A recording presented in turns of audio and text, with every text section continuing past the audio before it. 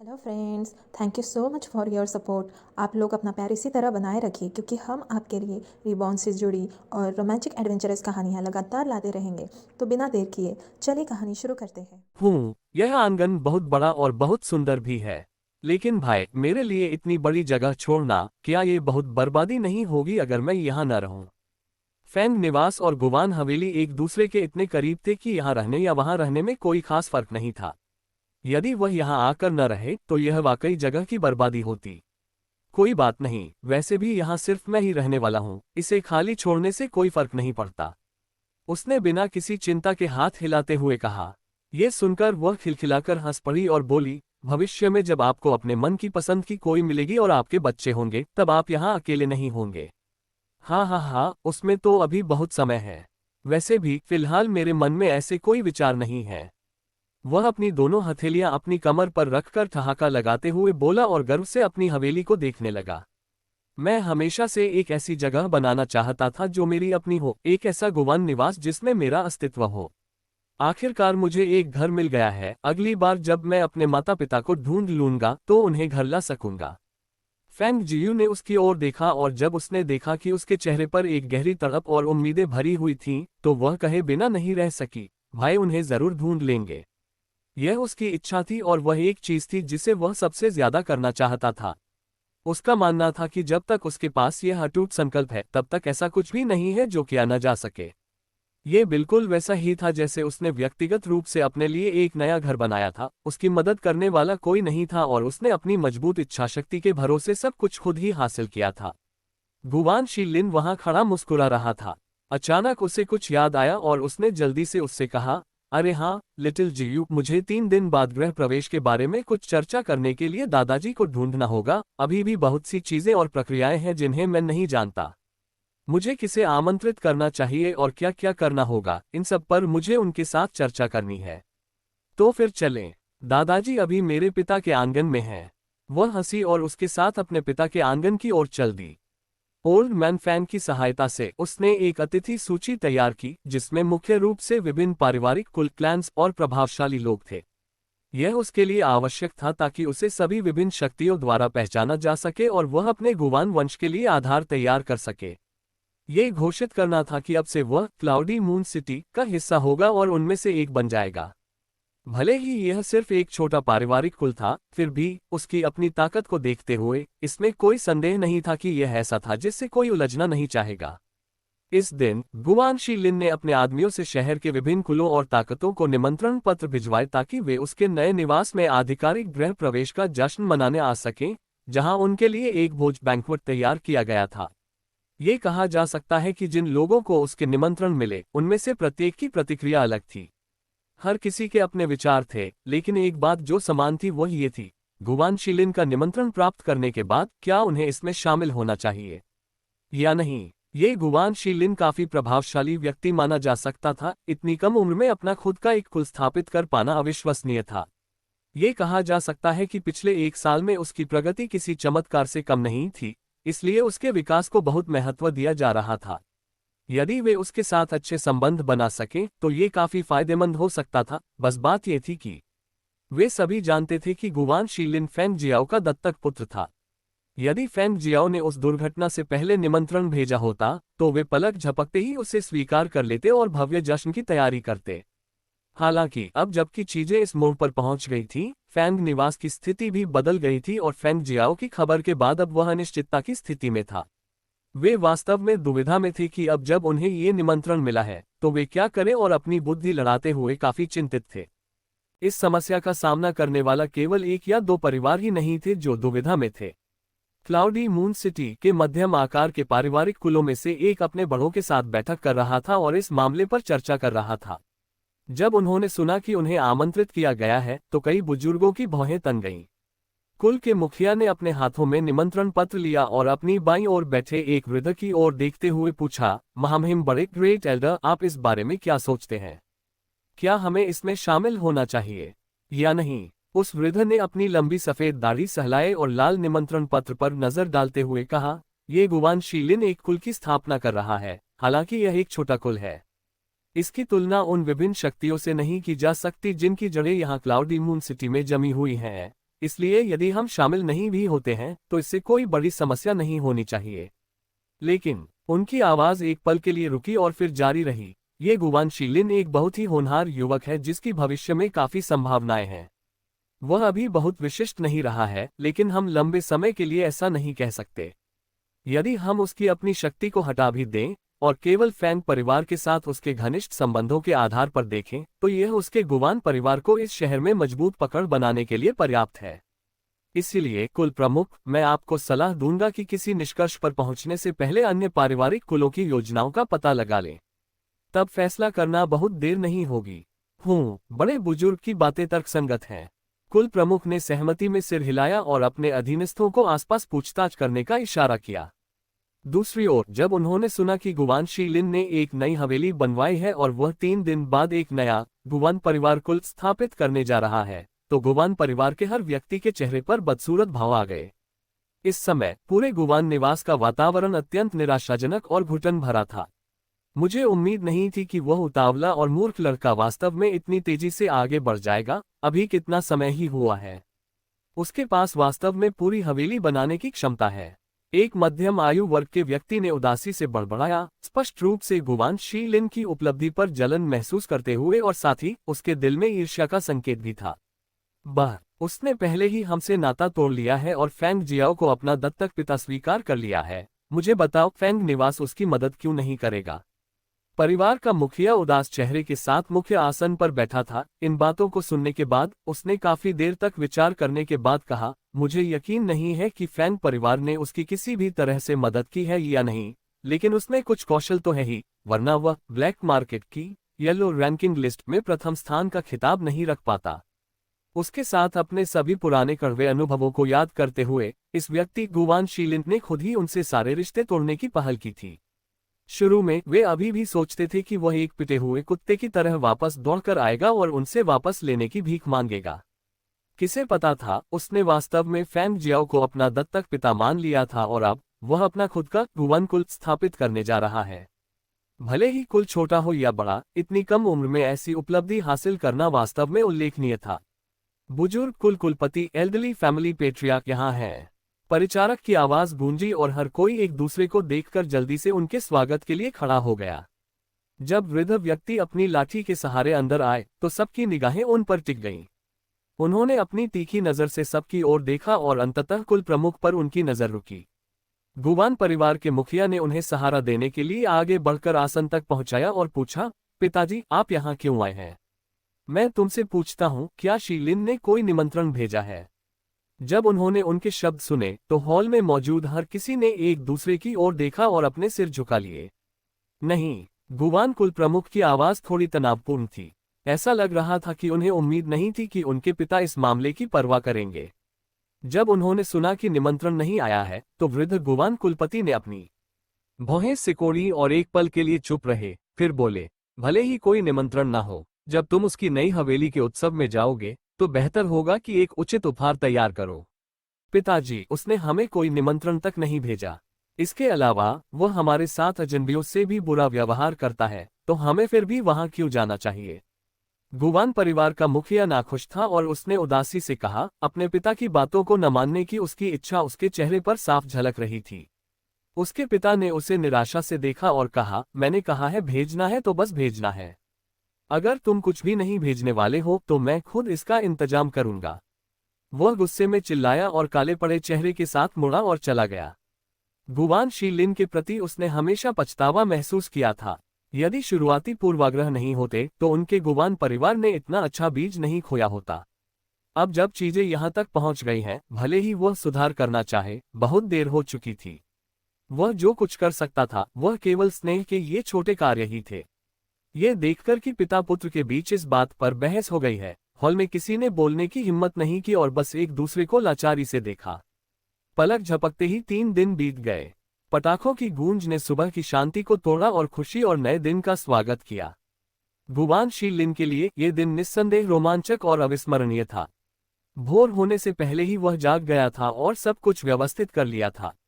उसकी हवेली में काम करने वाले बहुत से लोग नहीं थे, इसलिए फैंग जियू ने उसकी मदद के लिए कुछ लोगों को भेजा था।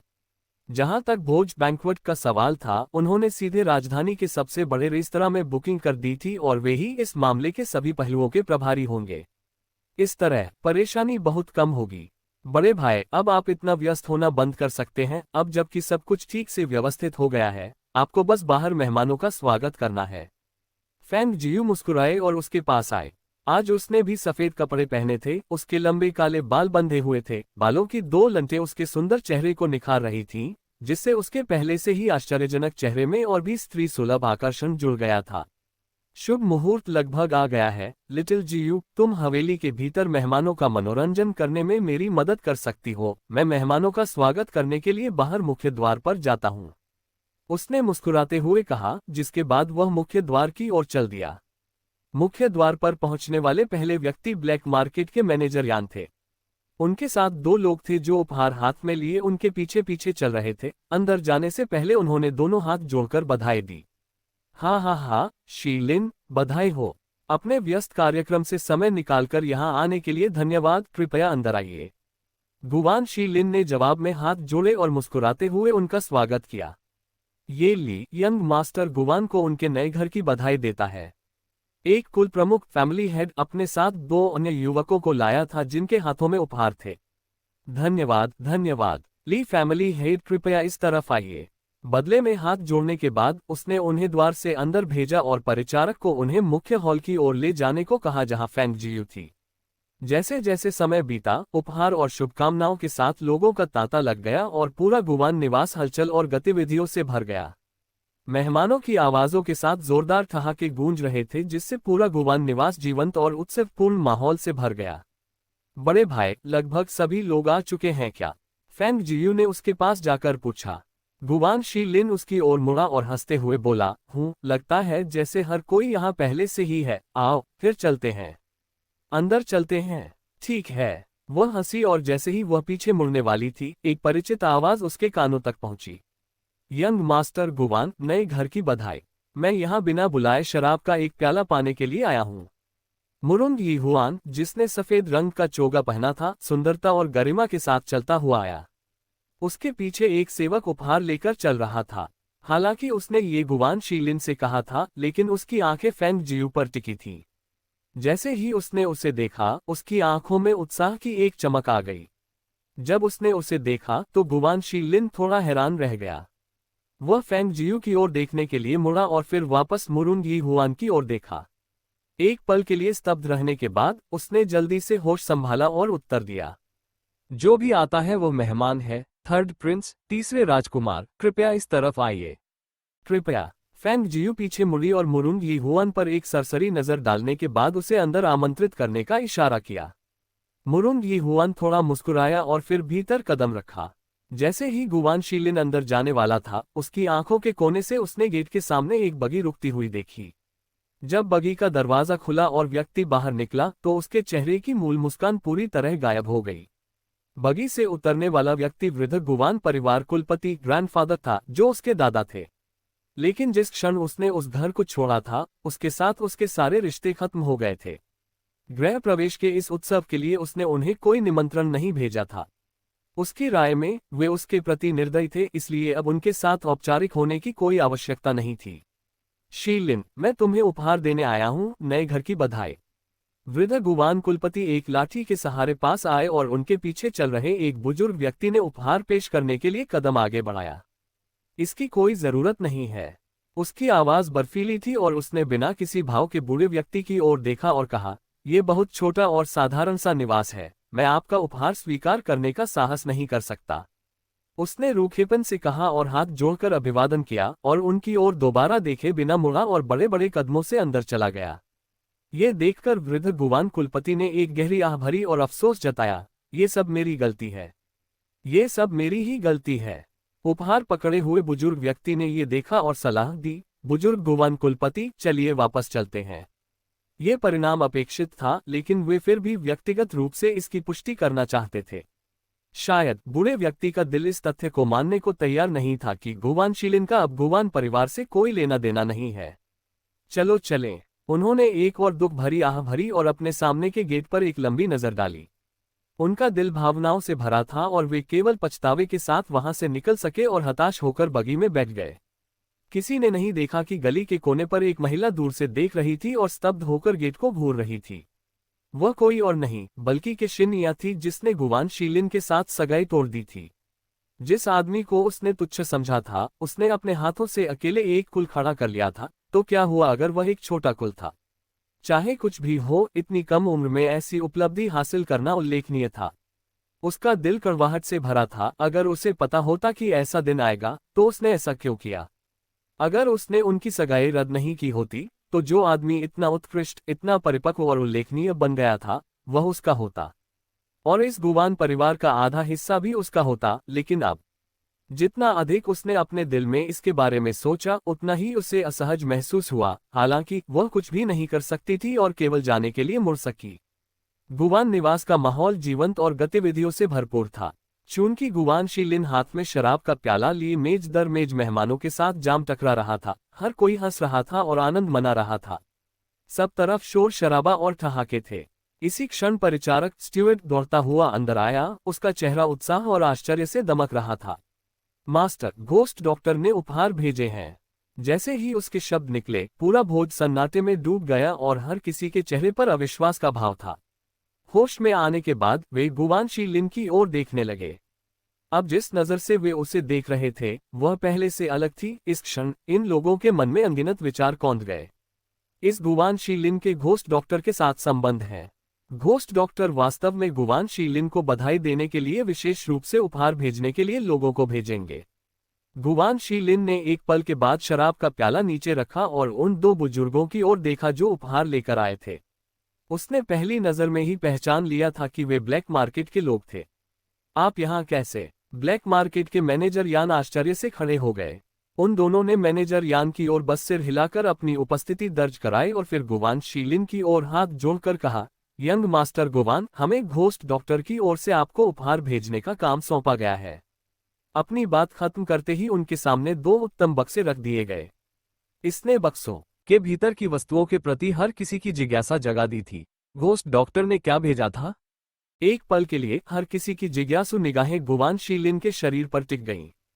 चूंकि घोस्ट डॉक्टर कीमिया एल्केमी में कुशल हैं, तो उनके द्वारा भेजे गए उपहार कुछ अमृत एलिक्सियर्स या इसी तरह की चीजें होने चाहिए।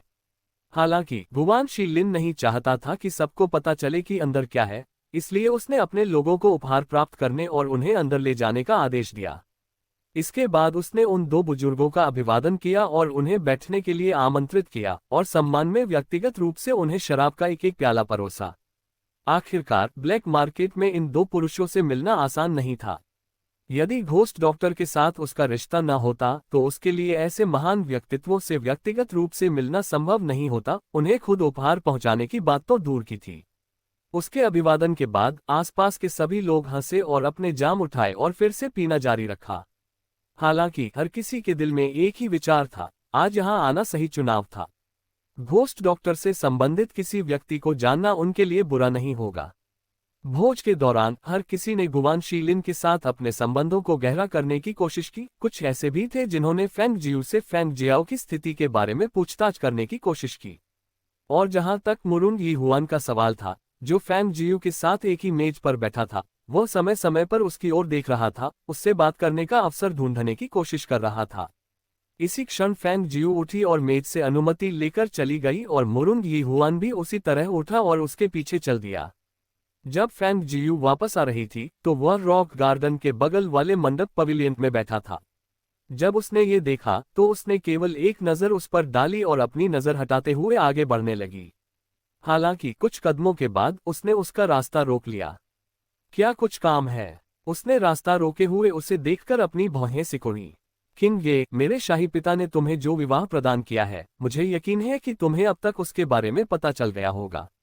उसकी आंखें उसके सुंदर चेहरे पर टिकी थीं। ये वही जाना पहचाना चेहरा था, हालांकि उस पर दिखने वाले भाव पूरी तरह से अलग थे।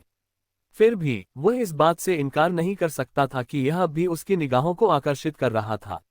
विवाह? उसने अपनी भौहें उठाईं और उपहास किया, क्या मैंने इसके लिए सहमति दी है? ये सुनकर उसके दिल का बोझ हल्का हो गया और उसे राहत महसूस हुई।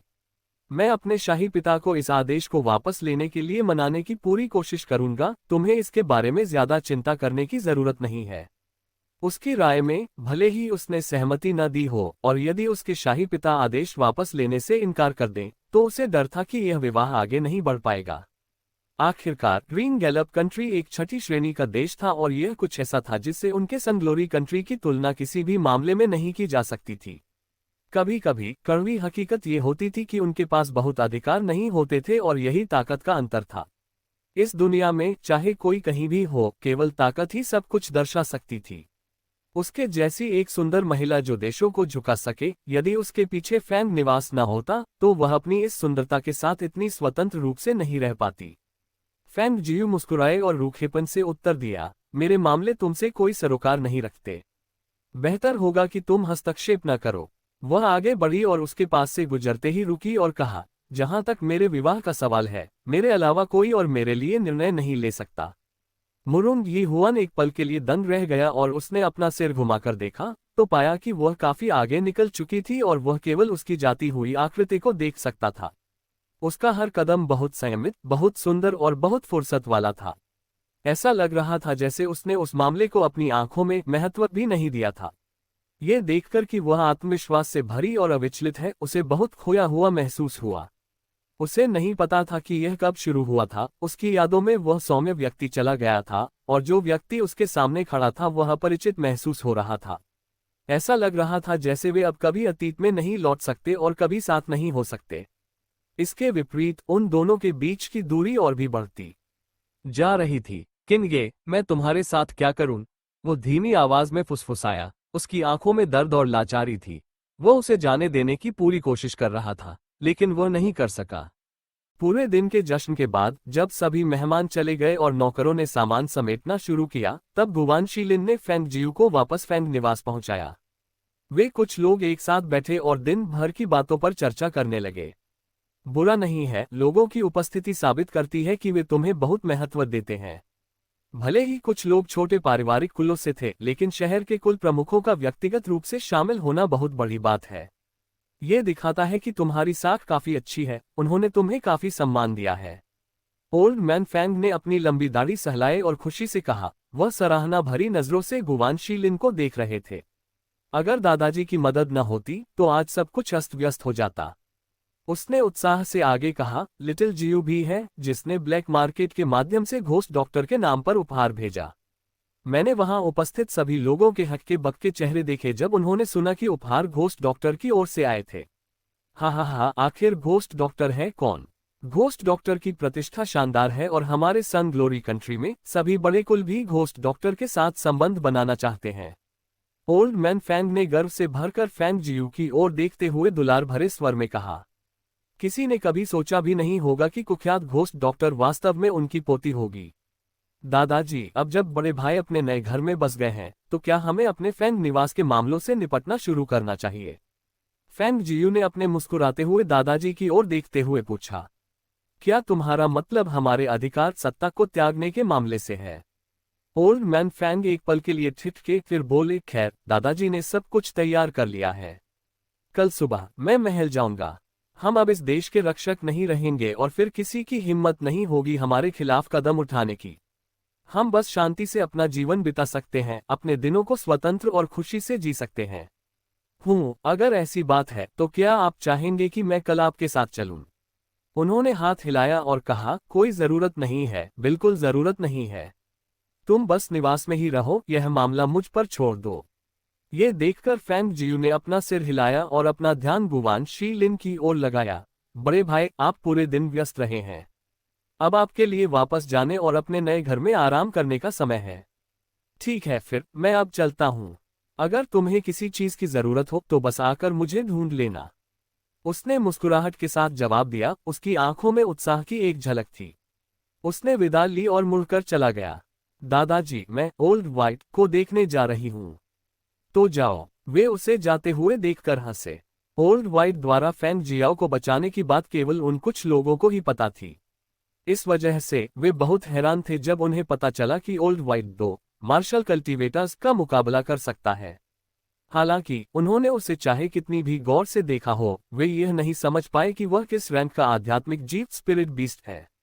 आखिरकार वह एक वेरिएंट विचित्र प्रकार का आध्यात्मिक जीव था, और आमतौर पर आलसी होने, खाने में डूबे रहने या दूसरों को घूरने के अलावा अगर ऐसी घटना न हुई होती तो वह वास्तव में बहुत ही साधारण दिखता था। उसे बांधकर नहीं रखा गया था और वह फैंग निवास में कहीं भी स्वतंत्र रूप से घूम सकता था। वह आमतौर पर अपने दिन उस छोटे पालतू जानवर बॉल बॉल के साथ फैंग निवास में बिना किसी बाधा के बिताता था। हालांकि पूरे मनों में उनकी पसंदीदा जगह रॉक गार्डन थी, क्योंकि वहां से दासियां सबसे ज्यादा गुजरती थीं, इसलिए वह ठरकी घोड़ा आमतौर पर वहीं डेरा जमाए रहता था। निश्चित रूप से जैसे ही वह रॉक गार्डन के पास पहुंची, उसे दासियों के खिलखिलाने की आवाज सुनाई दी। जैसे ही वह करीब आए, ओल्ड व्हाइट ने अपना पिछवाड़ा मटकाना शुरू कर दिया, क्योंकि दो दासियां पास से गुजरी। दोनों दासियों ने अपनी स्कर्ट नीचे पकड़ ली और छोटे छोटे तेज कदम भरते हुए वहां से भाग निकली। नेह, ओल्ड व्हाइट का मुंह खुला और वह हिनहिनाया। जैसे ही उसने अपना सिर घुमाया और फैंग जियू को देखा, वह खुशी से उसकी ओर दौड़ पड़ा। ओल्ड व्हाइट, तुम्हारी कामुक आदतें अभी तक रत्ती भर भी नहीं बदली। देर सबेर ये तुम्हें मुसीबत में डाल देगी। उसने उसका सिर थपथपाया और मुस्कुराते हुए कहा। ये देखकर कि उसका वजन कुछ पाउंड बढ़ गया है, वह हंस पड़ी। तुम फिर से आलस कर रहे हो, है ना? देखो, तुम्हारा पेट फिर से बढ़ गया है। स्नॉट, एक खर्राटे स्नॉट के साथ उसने अपनी पूंछ हिलाई और उसके बगल में चलने लगा। चलो, आओ एक चक्कर लगाते हैं। उसने उसके सिर को धीरे से थपथपाया और उसे अस्तबल की ओर ले जाकर जीन कस दी। जैसे ही वह ओल्ड व्हाइट को बाहर निकालने वाली थी, उसने देखा कि बॉल बॉल, जो शुरू में रॉक गार्डन की चट्टान की चोटी पर बैठा था, तुरंत खड़ा हो गया और सीधे उसकी गोद में कूद गया। तुम भी बाहर जाना चाहते हो? फैंग जियू ने अपनी भौहें उठाईं और अपनी गोद में मौजूद छोटे रोएदार गोले को देखा। ठीक है फिर, लेकिन कुछ नियम हैं। जब हम बाहर हों तो तुम्हें अपने दम पर इधर उधर भागने की अनुमति नहीं है। उसने एक हाथ से बॉल बॉल के बालों को सहलाया और फिर लगाम पकड़कर ओल्ड व्हाइट को गेट से बाहर ले गई। वह ओल्ड व्हाइट की पीठ पर कूद गई, आगे की ओर झुकी और वीरता के साथ उपनगरों सबर्ब्स की ओर दौड़ पड़ी। चूंकि शाम होने वाली थी, फैंग जियू ज्यादा देर बाहर नहीं रुकी। एक चक्कर लगाने के बाद वह वापस आए और स्नान किया, फिर अपने अंतरिक्ष स्पेस में प्रवेश किया और भोर होने तक रात भर साधना कल्टिवेशन की। हाथ मुंह धोने के बाद वह अपने पिता के आंगन की ओर गई और प्रवेश करते समय उसने आसपास के वातावरण पर एक सरसरी नजर डाली। जब उसने देखा कि कई फैंग गार्ड्स वहीं मौजूद थे, तो उसने एक संतोषजनक मुस्कान दी और अपने पीछे खड़ी लेंग शुआंग से कुछ शब्द कहे और कमरे में चली गई। मिस्ट्रेस, लेंग हुआ ने उसे प्रवेश करते देख तुरंत खड़ा होकर उसका अभिवादन किया। उसने जवाब दिया और चेहरे पर एक बड़ी मुस्कान लिए बिस्तर के पास गई। पिताजी, आज आपको कैसा लग रहा है? सब ठीक है, बस जब भी मैं गहरी सांस लेता हूं तो मेरे सीने में अभी भी दर्द होता है। इस घटना के बाद फैंग जियाओ का काफी वजन कम हो गया था। मुझे देखने दें। वह बिस्तर के पास बैठी और उनके सीने के घावों की जांच करने के लिए उनका ऊपरी वस्त्र खोला। फिर उसने उनकी नब्ज जांची और काफी देर बाद बोली, सीने के घाव सबसे गंभीर हैं, हालांकि आपने दवा ली है, लेकिन पूरी तरह ठीक होने में अभी और समय लगेगा। दादाजी के वापस आने का इंतजार करें, फिर मैं कुछ जड़ी बूटियां ढूंढने के लिए 9 एंट्रैपमेंट वुड्स की यात्रा करूंगी ताकि आपके लगाने के लिए लेप बना सकूं। इससे ठीक होने की प्रक्रिया तेज हो जाएगी। 9 एंट्रैपमेंट वुड्स। फैंग जियाओ दंग रह गए और उन्होंने जोर से अपना सिर हिलाया। नहीं, तुम नहीं जा सकती। वह जगह बहुत खतरनाक है। एक लड़की ऐसी जगह कैसे जा सकती है? अगर किसी जड़ी बूटी की जरूरत है तो हम उसे खरीद सकते हैं। ऐसा जोखिम उठाने की कोई जरूरत नहीं है। चिंता न करें, कुछ नहीं होगा। मैं पहले भी वहां जा चुकी हूं और उससे काफी परिचित हूं। इसके अलावा एक को छोड़कर ज्यादातर जड़ी बूटियां खरीदी जा सकती हैं। शायद दूसरों के लिए 9 एंट्रैपमेंट वुड्स खतरों से भरी जगह थी, लेकिन उसके लिए वह जगह महज एक खजाना थी। वही वह जगह थी जहां से लिटिल फीनिक्स को उठाया गया था, जहां वह पहली बार अपने बड़े भाई से मिली थी और उस अंकल से भी। ये याद करते हुए कि वह अंकल वास्तव में वही उदास रहने वाला हेल्स लॉर्ड नरक का स्वामी था, उसने अपने होंठ सिकोड़ लिए। जब उन दोनों के होंठ गलती से एक दूसरे को छू गए थे तो वह तुरंत बेहोश हो गया था। जब वे ग्रीन गैलप कंट्री में थे तो उसका अजीब व्यवहार, और वह उसे चूमना भी चाहता था। जब उसने ये सोचा तो उसके चेहरे के भाव अचानक बदल गए और उसके दिल में एक अजीब सा एहसास कौंध गया। अपनी बेटी को अपने ही ख्यालों में खोया हुआ देखकर फेंग जियाओ मुस्कुराए और बिना कुछ कहे गर्व से भरे दिल के साथ चुपचाप उसे देखते रहे। यह उनकी बेटी थी, वह हमेशा से ही शानदार रही थी। बस उन्हें नहीं पता था कि किस तरह का आदमी उसकी बराबरी कर पाएगा। हालांकि वे उम्मीद करते थे कि वह एक अच्छे घर में ब्याही जाए, लेकिन बस ये सोचकर कि उनकी अपनी बेटी, जो इन सभी वर्षों में उनके पास पली बढ़ी है, किसी और के परिवार का हिस्सा बन जाएगी। एक पिता के रूप में उनका दिल खटास से भर गया। ये सोचकर कि मुरुंगी हुआन और उसके बीच की सगाई टूट गई है, इसे एक छिपा हुआ आशीर्वाद माना जा सकता है। इस तरह वह कुछ और साल उनके साथ बिता सकती थी।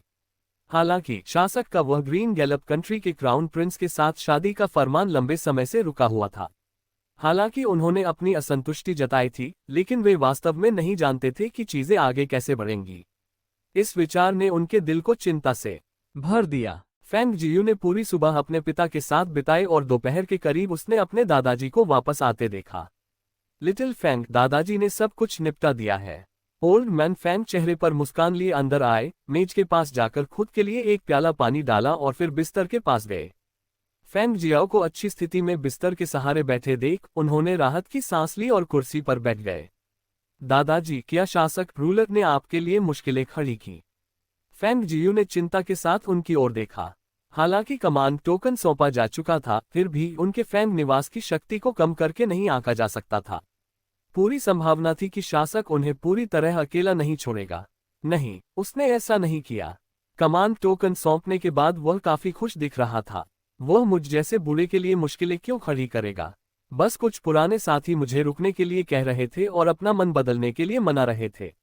वे पहली पीढ़ी के लोग हैं, इसलिए वे जानते हैं कि हमारा फेंग निवास सन ग्लोरी के प्रति कितना वफादार रहा है। बस ओल्ड मैन फेंग ने एक गहरी आह भरी। इससे साफ देखा जा सकता था कि वे मुरुंगबो से कितने निराश थे। उन्होंने अपनी आधी से ज्यादा जिंदगी उसके लिए सन ग्लोरी कंट्री की रक्षा में बिता दी थी और अंत में क्या मिला? वह वास्तव में उनके बेटे को मारना चाहता था और उनकी पोती को किसी की उपरखेल साइड कॉन्क्यूबाइन बनाकर ब्याहना चाहता था। उपरखेल, दिया गया पद भले ही अन्य रखेलियों से एक रैंक ऊपर हो और सुनने में अच्छा लगे, लेकिन यह इस तथ्य को नहीं बदल सकता था कि वह फिर भी एक रखेल ही थी। उनके फेंग निवास का अनमोल रत्न किसी और की रखेल बनेगी। उसे चाहे जो भी पद दिया जाए, कोई भी पुरुष उनके अनमोल रत्न की बराबरी नहीं कर सकता था। खैर, चूंकि हमने अपना कमांड टोकन पहले ही सौंप दिया है, तो अब हमें उनके मामलों की परवाह नहीं करनी चाहिए। दादाजी, मुझे आपको कुछ बताना है। मैं पिताजी के लिए कुछ जड़ी बूटियां ढूंढने 9 एंट्रैपमेंट वुड्स जाना चाहती हूँ। मैं निवास के मामले आप पर छोड़ती हूँ। अपनी बात कहने के बाद उसने थोड़ा सोचा और अपने मन में गणना की कि उसे कितना समय लगेगा, और उसे लगा कि आधा महीना पर्याप्त होगा। 9 entrapment woods. Old man Feng ने अपनी भौहें सिकुड़ी और डांटते हुए कहा, वह जगह एक अकेली लड़की के यात्रा करने के लिए सुरक्षित नहीं है। क्या तुम खुद जाने के बजाय अपनी जरूरत की जड़ी बूटियां खरीद नहीं सकती? ये देखकर कि उन्होंने बिल्कुल वही शब्द कहे थे जो उनके पिता ने कहे थे, वह हंसे बिना नहीं रह सकी। नहीं, इसे खरीदा नहीं जा सकता, क्योंकि यह औषधीय मिट्टी के सबसे गहरे हिस्सों में होती है और ब्लैक मार्केट में भी यह उपलब्ध नहीं है। इसके अलावा केवल मुझे पता है कि इसे कहाँ ढूंढना है, इसलिए मुझे व्यक्तिगत रूप से यह यात्रा करनी होगी। लेकिन चिंता न करें, मैं 9 एंट्रैपमेंट वुड्स से बहुत परिचित हूँ, वहाँ कोई खतरा नहीं होगा। मैंने पहले ही गणना कर ली है, मुझे ज्यादा से ज्यादा आधा महीना लगेगा। अगर जल्दी हुआ तो लगभग 10 दिनों में मैं वापस आ जाऊंगी। उनकी बातें सुनकर ओल्ड मैन फेंग ने थोड़ा विचार किया और अंततः मान गए। अगर ऐसी बात है तो अपने साथ कुछ फेंग गार्ड्स को ले जाओ। उनके साथ होने से कम हमें तसल्ली रहेगी। उसने अपना सिर हिलाया और उत्तर दिया, जरूरत नहीं है, मैं अकेली ही काफी हूँ। मैं अकेले ज्यादा तेज रहूंगी और वैसे भी पिताजी अभी घायल हैं। हम सुरक्षा बल कम करने का जोखिम नहीं उठा सकते। कुछ लोगों को निवास की रक्षा करने दें, कहीं कुछ अनपेक्षित न हो जाए। तो फिर कम से कम शीलिन को अपने साथ चलने के लिए कहो। दादाजी, मैं अब बच्ची नहीं हूँ। मैंने पहले ही कहा है कि मुझे कोई खतरा नहीं होगा तो नहीं होगा। जहां तक बड़े भाई की बात है, मुझे अभी भी उनकी जरूरत है कि वे मेरी अनुपस्थिति में आप सबका ख्याल रखें, वरना यहाँ न होने पर मुझे चैन नहीं मिलेगा।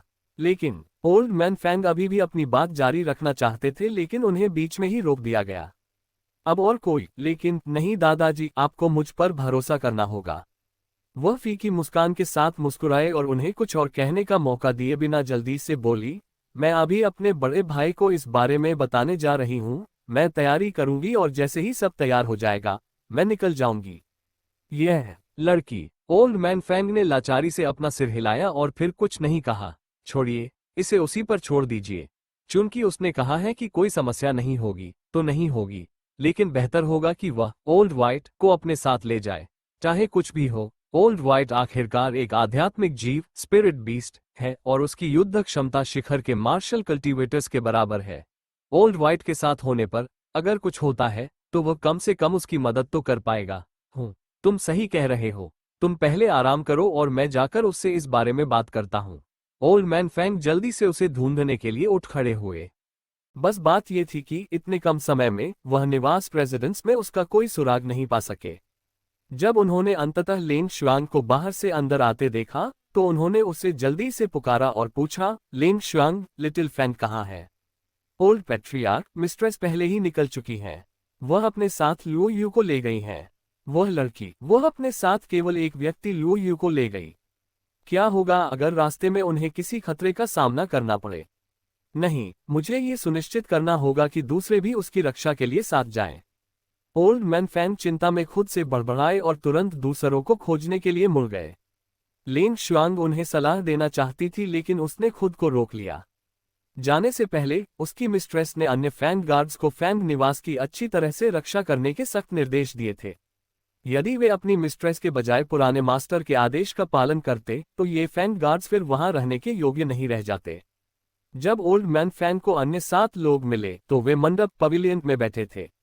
उन्हें पहले ही बुलाया जा चुका था लेकिन उन सभी को अलग अलग कार्य दिए गए थे और यह सोचकर कि मिस केवल लुओ यू को साथ ले गई हैं, उन सभी के चेहरे पर हैरानी का भाव था।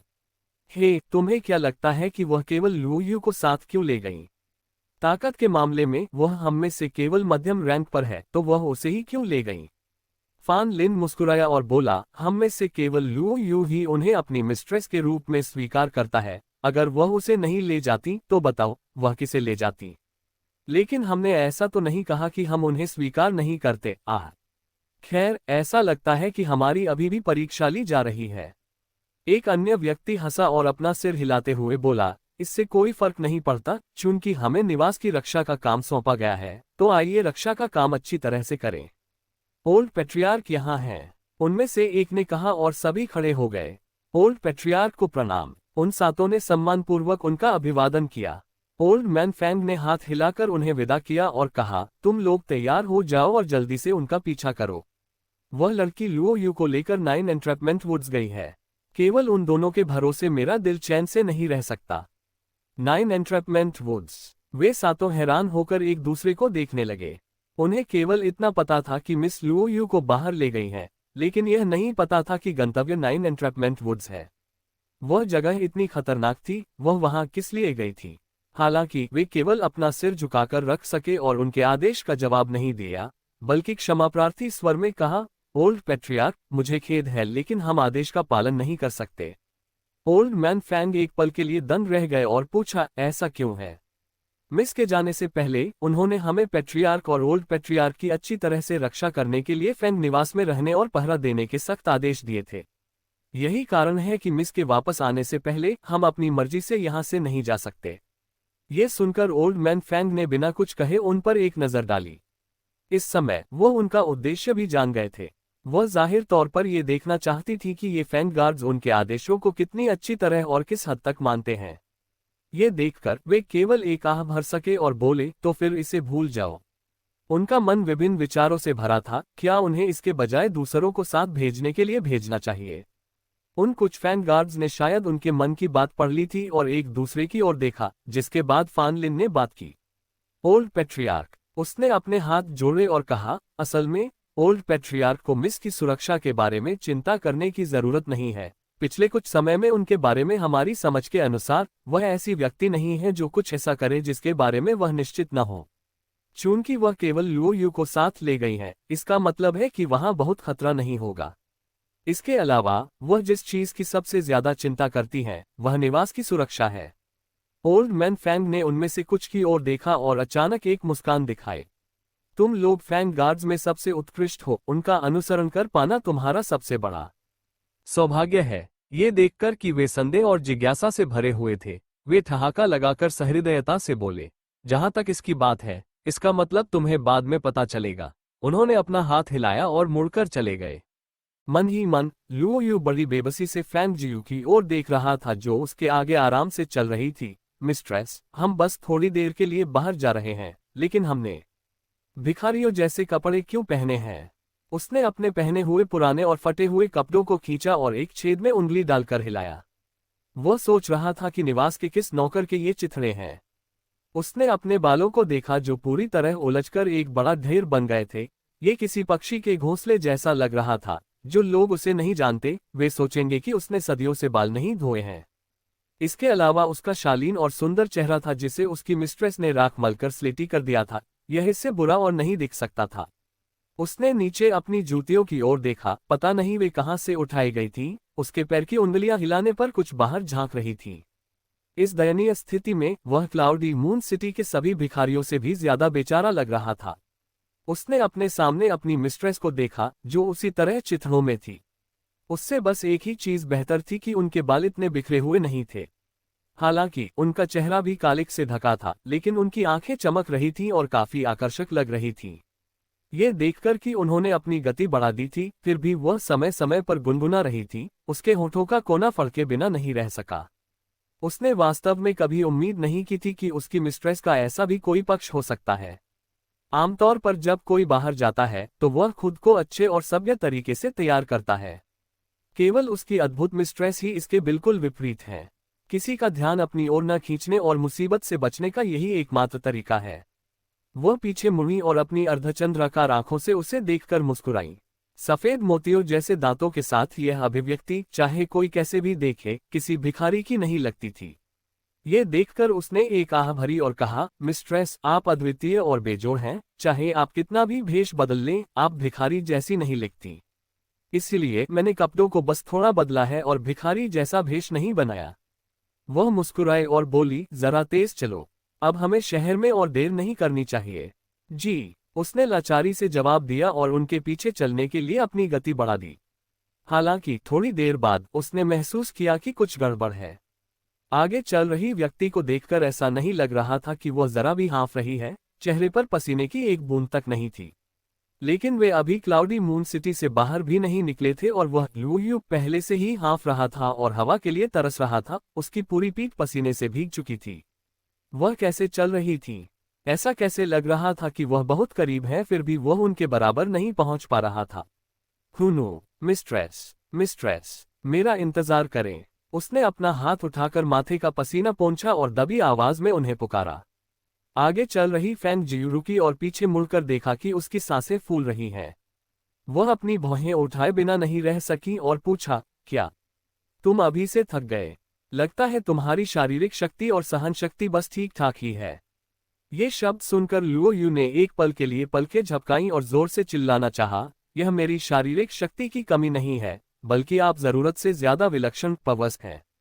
लेकिन अंत में उसने धीरे धीरे कुछ गहरी सांसें ली और कहा, मिस्ट्रेस, क्यों ना हम एक बगी किराए पर ले लें? क्या वह तरीका ज्यादा कुशल नहीं होगा? वह पैदल चलने से तेज होगा। इस गति से हमें पता नहीं चलेगा कि हम कब पहुंचेंगे।